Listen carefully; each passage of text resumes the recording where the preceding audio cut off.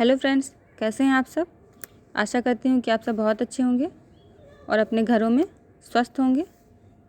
तो फ्रेंड्स, आज हम लोग ईवीएस के 30 क्वेश्चन करेंगे जो कि पिछले ईयर ऑनलाइन मोड में ही पूछे गए थे।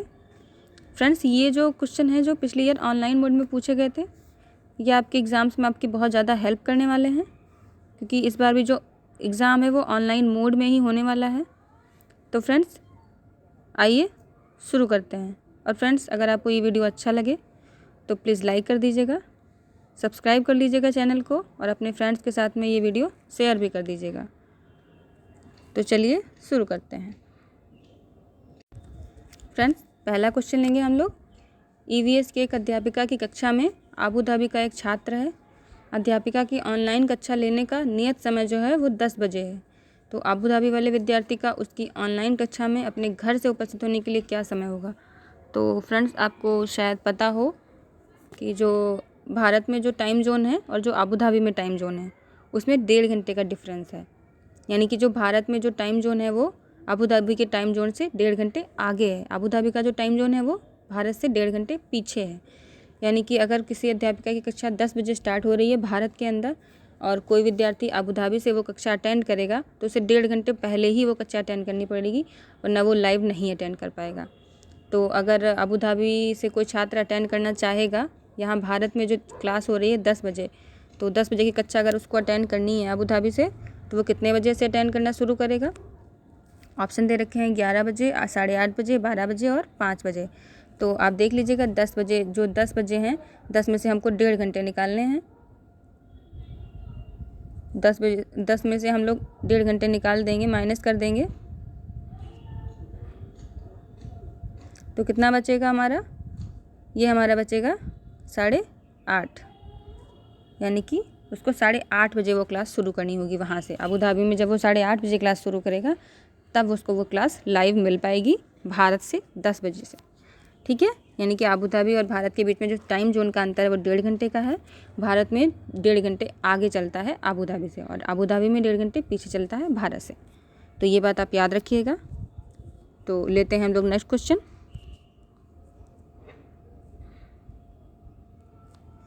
भारत में भोजन बनाने के लिए किस प्रकार के तेल का उपयोग सबसे कम होता है। तो कौन सा तेल भारत में सबसे ज़्यादा यूज़ किया जाता है। सरसों का तेल सबसे ज़्यादा यूज़ होता है, सरसों का तेल। उसके बाद में मूंगफली का और नारियल का तेल भी यूज़ होता है। बट जो भारत में पाम ऑयल है उसका यूज बहुत कम मात्रा में होता है, क्योंकि जो पाम ऑयल है वो जो एक पेड़ होता है ताड़ का, उस ताड़ के पेड़ से बनाया जाता है। और जो ताड़ का पेड़ होता है उसको बहुत ज़्यादा वाटर चाहिए होता है, बहुत ज़्यादा नम जगह चाहिए होती है उसको बढ़ने के लिए, और वो बहुत ज़्यादा स्पीड से बढ़ता है। और भारत में उसको उस तरीके का वातावरण नहीं मिल पाता है, जिसकी वजह से वो भारत के अंदर ज़्यादातर ग्रो नहीं कर पाते हैं। यानी कि जो ताड़ का पेड़ होता है वो भारत में बहुत ज़्यादा पाया नहीं जाता है। इसीलिए जो भारत में ताड़ के पेड़ का जो तेल होता है, पाम ऑयल जिसको बोलते हैं, वो भी भारत में बहुत ज़्यादा मात्रा में नहीं मिलता है। इसलिए जो पाम ऑयल का यूज़ है भारत में बहुत कम मात्रा में होता है। तो यही हमारा सही हो जाएगा। भारत के अंदर सरसों का तेल का सबसे ज़्यादा यूज़ होता है, फिर नारियल के तेल का और उसके बाद मूंगफली के तेल का। लेकिन जो पाम ऑयल है यानी कि ताड़ के जो पेड़ हैं उसका जो तेल होता है बहुत कम मात्रा में यूज़ किया जाता है। तो इस क्वेश्चन में हमारा ऑप्शन ए सही हो जाएगा। अगला क्वेश्चन लेंगे। मुख्य अध्यापिका ने ईवीएस की एक शिक्षिका से अपने ऑफिस के अंदर रखने के लिए पौधे चुनने के लिए कहा। वह कौन सा समूह चुनेगी। जो हमारी एक प्रिंसिपल है उसने किसी जो ईवीएस की टीचर हैं उनसे कहा कि मुझे अपने रूम में या मुझे अपने केबिन में जो पौधे रखने हैं तो आप उनका चुनाव करके बताइए जो वातावरण के हिसाब से उस केबिन के अंदर ग्रो कर सकें, मुरझाएं नहीं। तो जो ईवीएस की टीचर है या ईवीएस की जो अध्यापिका है वो कौन से पौधों का चुनाव करेगी। एलोवेरा का ठीक है, मनी प्लांट का ठीक है, पिटूनिया नहीं कर सकती है क्योंकि पिटूनिया जो होता है वो सूर्य की रोशनी में ही बढ़ता है। फिर वो एलोवेरा कर देगी, ठीक है, मनी प्लांट कर देगी, क्रोटन ये कर सकती है। तो ये हमारे इसमें तीनों ऑप्शन सही हैं, तो यही हमारा ऑप्शन बी सही हो जाएगा। इसमें आगे देखेंगे मनी प्लांट, पिटूनिया फिर आ गया तो ये गलत हो जाएगा। और इसमें पुदीना और जेरेनियम ये भी नहीं हो सकते हैं। तो अगर किसी रूम के अंदर हमको किसी पौधे को ग्रो करवाना है तो वो पौधे हमको चुनने होंगे जो बिना धूप के ग्रो कर सकते हैं, यानी बिना सूर्य की रोशनी के, बिना प्रकाश संश्लेषण की क्रिया के ग्रो कर सकते हैं।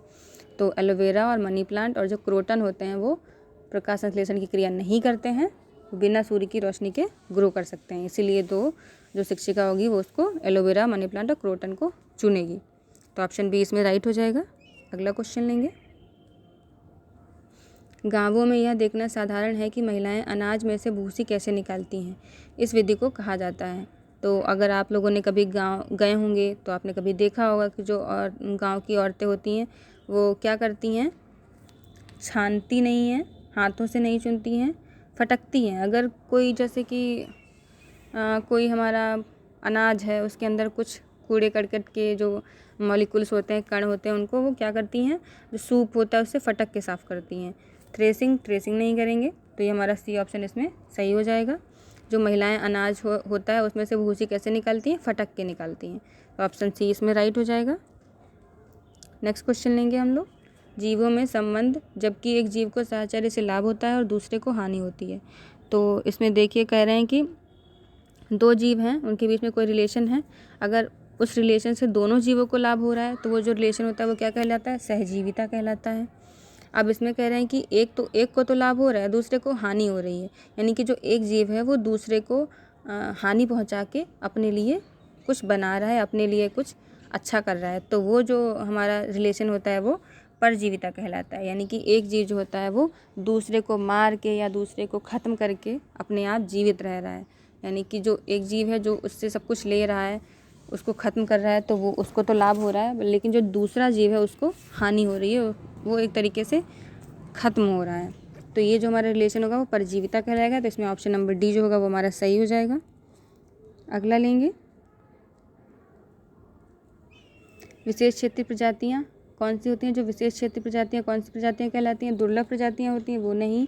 लुप्तप्राय प्रजातियाँ भी नहीं। आयातित प्रजातियाँ, आयातित मतलब जो प्रजातियाँ आयात की जा रही हैं, दूसरे देशों से मंगवाई जा रही हैं, तो वो भी नहीं। एक क्षेत्र विशेष में पाई जाने वाली जो प्रजातियाँ होती हैं वो विशेष क्षेत्रीय प्रजातियाँ कहलाती हैं, कि एक निश्चित एरिया है कि वहाँ पे ही ये प्रजातियाँ पाई जाएंगी और हर जगह वो प्रजातियाँ नहीं पाई जाएंगी। तो विशेष क्षेत्रीय प्रजातियाँ वो प्रजातियाँ होती हैं जो एक निश्चित क्षेत्र विशेष में पाई जाती हैं। तो अगला लेंगे। निम्नलिखित में से कौन सा वनोन्मूलन के परिणाम हैं? अगर बहुत ज़्यादा वन कटाई हो रही है, वनोन्मूलन हो रहा है बहुत ज़्यादा, तो कौन कौन से उसके परिणाम हो सकते हैं? वायुमंडलीय तापमान में वृद्धि होगी, बिल्कुल सही है, तापमान बढ़ जाएगा। सेकंड ऑप्शन है वायुमंडल में CO2 के स्तर में वृद्धि, बिल्कुल ये भी सही है कि CO2 का स्तर बढ़ जाएगा, कार्बन डाइऑक्साइड का। थर्ड है भौम जल स्तर में वृद्धि। भौम जल स्तर में वृद्धि कैसे होगी? अगर वन कटेंगे तो मृदा अपरदन ज़्यादा होगा, तो फिर भौम जल कैसे बढ़ेगा? भूमि के अंदर जो जल उपस्थित है वो बढ़ेगा नहीं, वो भी घटेगा। तो ये हमारा ऑप्शन गलत हो जाएगा। डी ऑप्शन दे रखा है बाढ़ और सूखे जैसी प्राकृतिक आपदाओं के होने की संभावना में वृद्धि, ये भी सही है। अगर ज़्यादा से ज़्यादा वन कटाई होगी तो बाढ़ की और प्राकृतिक आपदाएँ जो होती हैं वो बढ़ जाएंगी। तो ऑप्शन इसमें फर्स्ट, सेकेंड और फोर्थ जो है वो सही है। थर्ड ऑप्शन हमारा गलत है, यानी A, B और डी सही है हमारा। तो ऑप्शन देखेंगे, सी ऑप्शन में दे रखा है A, B, D, तो ये हमारा सी ऑप्शन इसमें राइट हो जाएगा। अगला लेंगे। ठंडे और गर्म रेगिस्तान को समझने के लिए निम्नलिखित में से कौन से कथन सही हैं?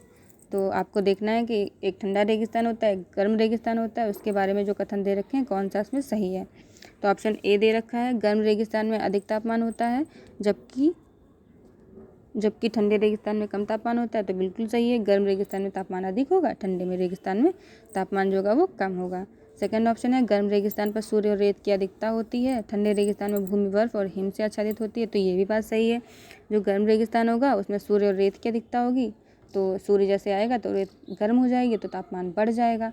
और जो ठंडा रेगिस्तान होता है उसमें क्या होता है, जो भूमि होती है उसमें बर्फ़ और हिम की अधिकता होती है, वहाँ पे सूर्य नहीं पहुँच पाता है, बर्फ़ ज़्यादा होती है, इसलिए वो वहाँ की जो रेत होती है वो ठंडी होती है, वहाँ पे बर्फ़ ज़्यादा पाई जाती है रेत की अपेक्षा। तो ये हमारा बी ऑप्शन भी सही हो जाएगा। थर्ड ऑप्शन दे रखा है गर्म रेगिस्तान लाल या नारंगी होते हैं, जबकि ठंडे रेगिस्तान स्लेटी होते हैं, तो ये भी ऑप्शन हमारा सही है। जो गर्म रेगिस्तान होगा वो लाल और नारंगी होगा, क्योंकि जब बालू जो होती है वो गर्म होती है तो रेड कलर की तरह चमकने लगती है, और जब हल्की ठंडी होती है तो नारंगी कलर की हो जाती है। और ठंडे रेगिस्तान में जो बर्फ़ होगी वो हल्के स्लेटी रंग की होगी, तो ये हमारा सी ऑप्शन भी सही हो जाएगा। अगला देखेंगे, गर्म और ठंडे रेगिस्तान में ऋतु के उतार चढ़ाव के महत्वपूर्ण प्रभाव की अनुभूति की जा सकती है, तो ये हमारा इसमें गलत हो जाएगा। ऋतु के महत्वपूर्ण प्रभाव की अनुभूति नहीं की जा सकती है, तो इसमें हमारा ऑप्शन कौन सा सही हो जाएगा? A, B और C ऑप्शन जो हमारा होगा वो सही हो जाएगा, यानी कि बी ऑप्शन इसमें सही है। तो अगला क्वेश्चन लेंगे। अगला क्वेश्चन है वन्य जीवन के संरक्षण के लिए राष्ट्रीय उपवन पार्क महत्वपूर्ण हैं। भारत में कौन सा राष्ट्रीय उपवन सबसे पुराना है? जो सबसे पुराना राष्ट्रीय उद्यान है हमें बताना है कौन सा है। तो फर्स्ट ऑप्शन दे रखा है काजीरंगा, सेकंड है जिम कॉर्बेट, थर्ड कान्हा और फोर्थ है बांधवगढ़। तो आप सबको पता होगा जो सबसे पहला राष्ट्रीय उद्यान है वो है हमारा जिम कॉर्बेट। अगला क्वेश्चन लेंगे।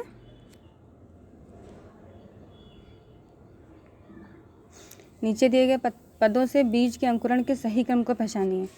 तो ये आपको बताना है कि बीज कभी हम बोते हैं तो किस हिसाब से बीज जो होता है वो पेड़ बनता है या वृक्ष बनता है, वो आपको बताना है। ऑप्शन ए दे रखा है, पत्ती आने के बाद अल्पवयस्क पौधा अपना भोजन स्वयं बना सकता है। तो पत्ती आने के बाद तो ये तो बाद में होगा, पत्तियाँ पहले ही आ गई हैं। बी ऑप्शन है, बीज एक छेद से पानी को सोखता है, बीज आवरण को नरम कर देता है और फूट जाता है। ये हो सकता है, बिल्कुल सही है। बीज को बोएंगे तो वो क्या करेगा, बीज के अंदर एक छेद हो जाएगा, उसमें से वो पानी को सोखेगा और बीज आवरण नरम हो जाएगा और उसमें से एक पौधा फूट जाएगा। तो ये हमारा बी ऑप्शन जो होगा ये फर्स्ट हो जाएगा। उसके बाद में सी दे रखा है, बीज से अंकुरण होता है, ऊपर की तरफ बढ़ता है। हाँ ये हो सकता है, लेकिन ऑप्शन देख लेते हैं बी वाला। देखिए बी में फर्स्ट कौन दे रखा है, तो बी ये देखिए सी ऑप्शन दे रखा है। बी इसमें इसी में हमारा बी ऑप्शन जो है वो पहले नंबर पे दे रखा है। तो बी के बाद हमें बीज से एक छोटी जड़ निकलती है कि नीचे की ओर बढ़ती है, तो फिर ये हमारा सेकंड हो जाएगा। देखिए ई दे रखा है। उसके बाद में इस स्थिति में बेबी पौधा बीज में उपस्थित भोजन से जीवित रहता है, ये थर्ड हो जाएगा। डी दे रखा है। उसके बाद में सी ऑप्शन हो जाएगा, बीज से अंकुरण होता है, ऊपर की तरफ बढ़ता है। और लास्ट में हमारा ए ऑप्शन हो जाएगा, पत्ती आने के बाद अल्पवयस्क पौधा अपना भोजन स्वयं बना सकता है, यानी कि वो प्रकाश संश्लेषण की क्रिया में भाग लेने लगता है और खुद ही अपना भोजन बनाने लगता है। तो ऑप्शन सी जो होगा इसमें वो राइट हो जाएगा। फ्रेंड्स इस तरह के क्वेश्चन में आप बस ये है कि फर्स्ट एक चीज़ देख लीजिएगा, क्योंकि इसमें देखो अलग अलग दे रखे हैं बी ई ए। तो अगर आपका फर्स्ट वाला सही हो जाएगा तो आपको दोबारा बार बार देखने की ज़रूरत ही नहीं पड़ेगी, क्योंकि इसमें बी ऑप्शन वाला एक ही सही ऑप्शन दे रखा है। तो अगर आपको पहला पद पता है तो आप दूसरे पद देखने की या तीसरा पद देखने की ज़रूरत भी नहीं महसूस करेंगे। पहले पद से ही आपका सारा जो क्वेश्चन है वो सॉल्व हो जाएगा। तो फ्रेंड्स हम लोग आगे बढ़ेंगे, अगला क्वेश्चन लेंगे। बाजरे के बीज की खेत से प्लेट तक की सही यात्रा को पहचानिए। अब देखिए बिल्कुल वैसा ही क्वेश्चन है। अब इसमें जो बाजरा होता है, बाजरा सबसे ज़्यादा कहाँ पाया जाता है, तो सबसे ज़्यादा जो बाजरे की खेती होती है वो राजस्थान के अंदर होती है। तो अब ये आपको बताना है कि जो बाजरा है वो किस तरीके से हमारे घर में आता है, फिर वो हमारी प्लेट में आता है। तो सबसे पहले फसल काटना, ठीक है, फसल काटेंगे, फिर थ्रेसिंग करेंगे, उसको साफ़ करेंगे, ठीक है, फिर डायरेक्ट गूँथने नहीं लगेंगे, पहले उसको और साफ़ करेंगे, फिर पिसवाएंगे आटा, तभी तो काम करेंगे। तो ये गलत हो जाएगा। बी ऑप्शन है, फसल काटना ठीक है, फिर फटकना ठीक है, पीसना ठीक है, थ्रेसिंग ठीक है, गूँथना, पीसने के बाद थ्रेसिंग नहीं होती, थ्रेसिंग पहले होती है, फिर फटकना होता है, फिर पीसना होता है। तो ये भी गलत हो जाएगा। सी ऑप्शन देखेंगे, फसल काटना ठीक है, फिर थ्रेसिंग ठीक है, फिर फटकना ठीक है, फिर पीसना, फिर गूँथना, बेलना, सेकना। तो यही हमारा सी ऑप्शन सही हो जाएगा। फोर्थ ऑप्शन है, फसल काटना, थ्रेसिंग के बाद पीसना कर दिया, फिर सेकना कर दिया, फिर गूँथना कर दिया, सेकने के बाद थोड़े गूँथेंगे। तो ये भी हमारा गलत हो जाएगा। तो ऑप्शन सी जो हमारा होगा वो राइट हो जाएगा।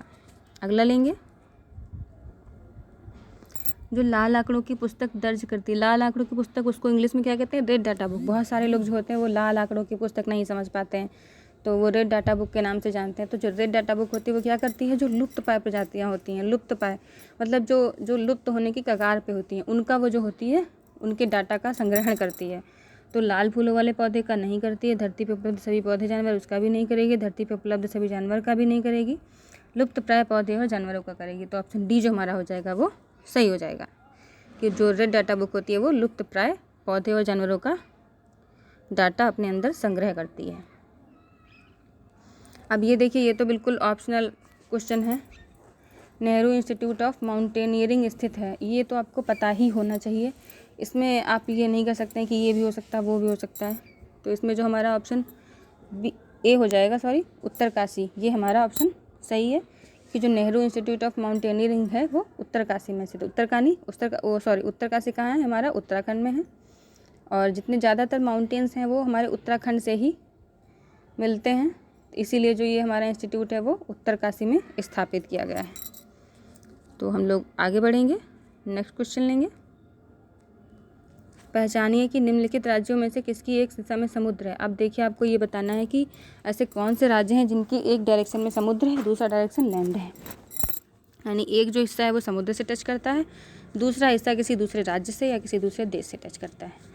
तो ऑप्शन देखेंगे, ऑप्शन ए देखेंगे गुजरात, ठीक है, गुजरात के एक तरफ समुद्र है, महाराष्ट्र के भी है, गोवा के भी है, कर्नाटक के भी है, केरल के भी है, तमिलनाडु के भी है और आंध्र प्रदेश के भी है, पश्चिम बंगाल के भी है और अंडमान निकोबार। ये अंडमान निकोबार द्वीप समूह है, तो इसके समुद्र ये तो चारों तरफ समुद्र में ही बना ही है, तो हमारे पास एक ऑप्शन इसमें गलत है, इसलिए ये हमारा ऑप्शन गलत हो जाएगा।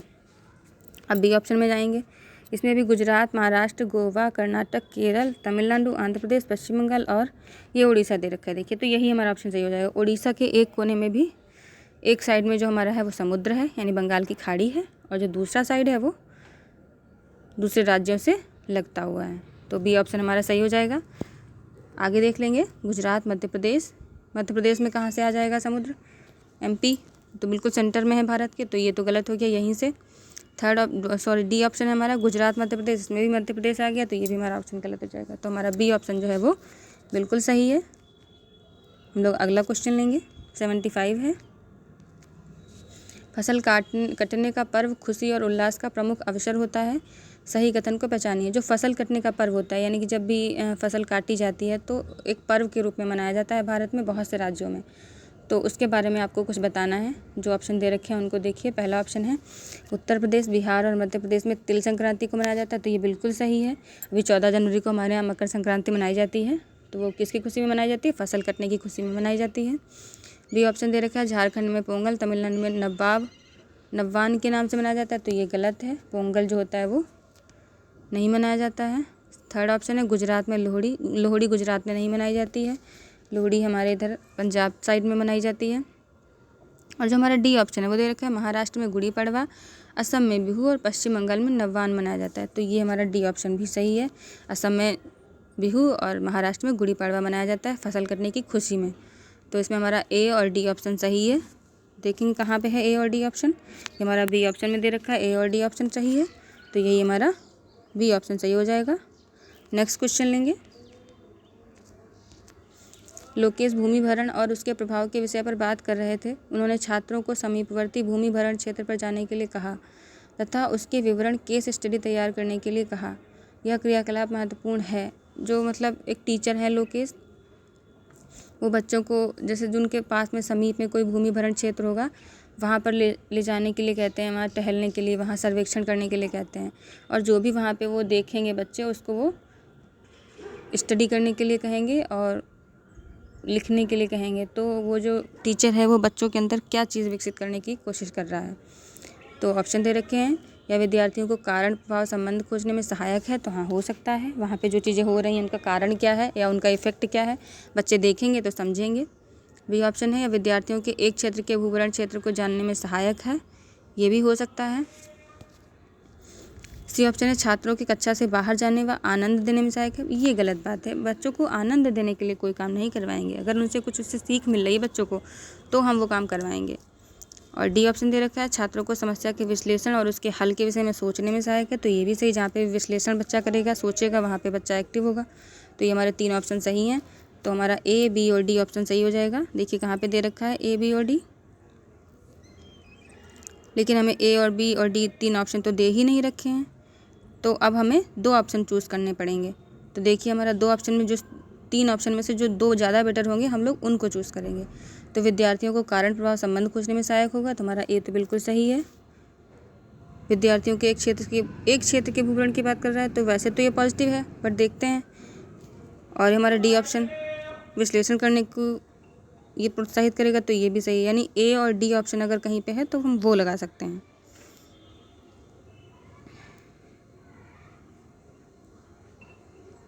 ए और डी सही है, तो इसमें हमारा ए, बी और सी दे रखा है, सी और डी दे रखा है, बी, सी और डी दे रखा है, और ए और बी दे रखा है, यानी कि हमारा ये डी नहीं होगा, सॉरी डी तो होगा ही क्योंकि विश्लेषण में सहायक है। तो हमारा सी और डी, ए और बी, ए बी और सी। तो फ्रेंड्स इसमें हमारा ऑप्शन दे रखा है ए और बी केवल, ए बी सी और डी केवल, बी और सी डी, यानी कि हमको 2 ही ऑप्शन चूज़ करने पड़ेंगे, 3 हमारे नहीं मैच कर रहे हैं। तो इसमें हम ऑप्शन डी हमारा सही है, विश्लेषण को बढ़ावा दे रहा है, और हमारा ऑप्शन सी सही है, छात्रों को आनंद देने में सहायक है। तो इसमें हमारा ऑप्शन जो सी होगा वो राइट हो जाएगा। ये और दोनों जो होंगे ए और बी, इसको हम लोग गलत मान देंगे। ठीक है, तो इसमें हमारा ऑप्शन जो सी है वो सही है। वैसे तो इसमें जो चारों ऑप्शन है वो पॉजिटिव दे रखे हैं, बट चूँकि हमको ऑप्शन अपने ऑप्शन के हिसाब से चूज़ करना है जो हमारे क्वेश्चन पेपर में दे रखे हैं, इसलिए हम सी और डी ऑप्शन को इसमें बेटर मानेंगे। तो हमारा ऑप्शन जो सी होगा वो इसमें राइट हो जाएगा। अगला लेंगे क्वेश्चन। विद्यार्थियों को पर्यावरण समस्याओं तथा उनके समाधान संबंधित मॉडल बनाने और राष्ट्रीय प्रदर्शनी में भाग लेने के लिए कहा जाता है। यह विद्यार्थियों को संलग्न रखने का अच्छा तरीका है। तो यह संलग्न रखने का अच्छा तरीका है, क्यों है ये आपको बताना है। विद्यार्थी मॉडल बनाने में व्यस्त और संलग्न रहेंगे। व्यस्त नहीं रखेंगे बच्चे को। मॉडल बनाने में कीमती सामान खरीदने में आनंद मिलेगा। कीमती सामान की बात नहीं करता। मॉडल बनाने से विद्यार्थियों में सृजनशीलता और समालोचनात्मक सोच का विकास होता है। तो ये हमारा सबसे अच्छा ऑप्शन है, क्योंकि विद्यार्थी जो है वो क्रिएटिव है यहाँ पे, और उसकी जो क्रिटिकल थिंकिंग है वो डेवलप हो रही है उसके अंदर। तो ये हमारा ऑप्शन सी जो होगा इसमें सही हो जाएगा। अगला लेंगे। पर्यावरण अध्ययन की शिक्षिका निम्नलिखित में से कौन से क्रियाकलाप का अपने विद्यार्थियों में प्रक्रिया कौशल विकसित करने के लिए उपयोग कर सकती है। बच्चों में उसको प्रक्रिया कौशल का विकास करना है, तो कौन सा उसमें उसको मदद करेगा। तो नृत्य करना, क्योंकि ईवीएस का दे रखा है, पर्यावरण अध्ययन दे रखा है, तो बागवानी करना, ये पॉजिटिव हो जाएगा। वाचन नहीं होगा, गायन नहीं होगा, तो हमारा जो ऑप्शन बी होगा बागवानी करना वो इसमें सही हो जाएगा। अगला क्वेश्चन लेंगे। बगीचे में 2 बर्तनों में बीन के बीज बोए गए। अध्यापक ने राधा को एक बर्तन को छाया में, दूसरा सूर्य के प्रकाश में रखने के लिए कहा। राधा को प्रतिदिन के अवलोकन का रिकॉर्ड रखने को कहा। इससे राधा को सहायता मिलेगी। तो ये मतलब 2 बीज बोए गए हैं अलग अलग बर्तनों में, एक को धूप में रखा है, एक को छाया में रखा है। तो देखेंगे किसमें ज़्यादा ग्रो कर रहा है, कौन सा पौधा जो है वो जल्दी बढ़ रहा है। तो इससे जो राधा है उसको सहायता मिलेगी किस चीज़ में, आत्मविश्वास बढ़ाने में नहीं, आत्मविश्वास की कोई बात नहीं कर रहा है, अवलोकन कौशल विकसित करने में, ये बिल्कुल सही है। बच्चे से कहा गया है ना कि उसको देखना है दोनों पौधे को, तो उससे समझ आएगा कि जो सूर्य की धूप में रखा है उसमें कितना ग्रो हो रहा है, या जो छाया में रखा है उसमें कितना ग्रो हो रहा है। तो उसका जो अवलोकन कौशल है वो उससे विकसित होगा। तो अगला क्वेश्चन लेंगे। एक पर्यावरण अध्यापक अपने विद्यार्थियों को एक पर्यावरण संरक्षक कैसे बना सकता है। सर्वश्रेष्ठ संभावना चुनिए। जो पर्यावरण का टीचर है वो बच्चे को पर्यावरण का संरक्षक यानी पर्यावरण को जो बचा के रखे वो कैसे बना सकता है। तो उसके लिए दे रखा है ऑप्शन। वस्तुओं के पुनः उपयोग पुनः चक्रण में लाने को कहना हो सकता है। वस्तुओं का पुनः उपयोग कैसे करना है, उनको पुनः चक्रण में कैसे लाना है, ये बच्चे को सिखा सकता है, जिससे कि बच्चा जो होगा वो पर्यावरण को समझेगा, चीज़ों को नुकसान कम पहुँचाएगा। बी ऑप्शन देखेंगे। उन्हें नए संसाधन विकसित करने को कहना। नए संसाधन बच्चा नहीं विकसित कर सकता है, बट हाँ सोच सकता है कि वो विकसित कर सकते हैं, हो सकता है ऑप्शन। सी ऑप्शन दे रखा है। उन्हें अपने इलाके के एक पौधे पेड़ का देखभाल करता बनाकर। ये सबसे ज़्यादा अच्छा ऑप्शन है, क्योंकि जब हम किसी बच्चे को एक जिम्मेदारी देते हैं कि आपको इस पौधे की देखभाल करनी है, इसको आपको बड़ा करना है, तो बच्चा देखता है उस चीज़ को कि पौधा जो है वो कैसे धीरे धीरे बढ़ रहा है। तो बच्चा जो होता है वो एक एक्टिव मेंबर बन जाता है हमारे पर्यावरण का। तो ये जो हमारा सी ऑप्शन है वो बिल्कुल अच्छा है, बहुत ज़्यादा ही अच्छा ऑप्शन है। तो सी ऑप्शन हमारा इसमें सही हो जाएगा। अगला क्वेश्चन लेंगे। निम्नलिखित में कौन सा उद्देश्य खोज आधारित शिक्षण से प्राप्त होता है। तो खोज आधारित शिक्षण से कौन सा उद्देश्य प्राप्त होगा। विद्यार्थियों की जिज्ञासा में वृद्धि होगी, बिल्कुल सही है। विद्यार्थियों के सीखने में व्यस्तता नहीं होगी, गलत हो जाएगा। छात्रों में परस्पर सामाजिक अंतःक्रिया होगी, ये भी सही हो जाएगा। और निम्न संज्ञानात्मक प्रक्रिया का विकास होगा। तो अगर संज्ञानात्मक प्रक्रिया का विकास है ये तो सही है, बट निम्न संज्ञानात्मक है तो ये यहाँ पे गलत हो जाएगा। तो हमारा ए और सी ऑप्शन सही हो जाएगा। देखिए ए और सी ऑप्शन कहीं दे रखा है, ए और सी ऑप्शन दे रखा है, साथ ही साथ बी ऑप्शन भी दे रखा है, यानी कि विद्यार्थियों को सीखने में व्यस्त रखेंगे। तो हमारा ये ऑप्शन भी यहाँ पे सही हो जाएगा, क्योंकि ए बी और सी तीनों दे रखा है, खाली सी और बी और ए ऑप्शन नहीं दे रखा है। तो हमारा जो केवल जो डी ऑप्शन होगा वो सही हो जाएगा, केवल ए बी और सी ऑप्शन सही है।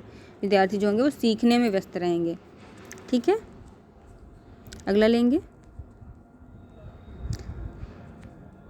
छात्रों में शिक्षण योग्यता सुधारने के लिए अनुभवजन्य शिक्षण महत्वपूर्ण है। इसमें से कौन सी उपलब्धि अनुभवजन्य शिक्षण से प्राप्त की जा सकती है।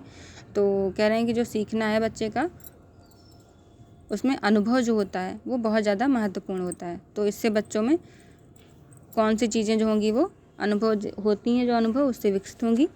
तो ऑप्शन ए दे रखा है ज्ञानेंद्रिय अनुभव। ठीक है, बच्चे के जो ज्ञानेंद्रियाँ हैं 5 वो अनुभव के द्वारा वो उनको अपने वश में कर सकता है। ठीक है, तो दूसरा ऑप्शन है ठोस अनुभव। ठोस अनुभव बच्चे के लिए बहुत ज़्यादा ज़रूरी होते हैं। ठोस अनुभव से बच्चा सीखता है। छोटे छोटे जो बच्चे होते हैं उन्हें ठोस अनुभव ही करके दिखाने चाहिए, जिससे उनको करके सीखने की आदत होती है। और सी ऑप्शन दे रखा है ज्ञान वृद्धि व ग्रेड अंकों में वृद्धि। तो अंकों की बात नहीं करेगा, ये नेगेटिव होता है। और डी जो ऑप्शन है वो कौशल प्रक्रिया में सुधार। तो एक कौशल प्रक्रिया में भी सुधार होगा, ये भी सही है हमारा। ए बी और डी ऑप्शन सही हो जाएगा हमारा। तो ऑप्शन ए में दे रखा है ए बी डी, तो यही हमारा ऑप्शन ए जो होगा वो राइट हो जाएगा। अगला लेंगे, सचिन सामाजिक आर्थिक अभावग्रस्त पृष्ठभूमि से संबंध रखता है।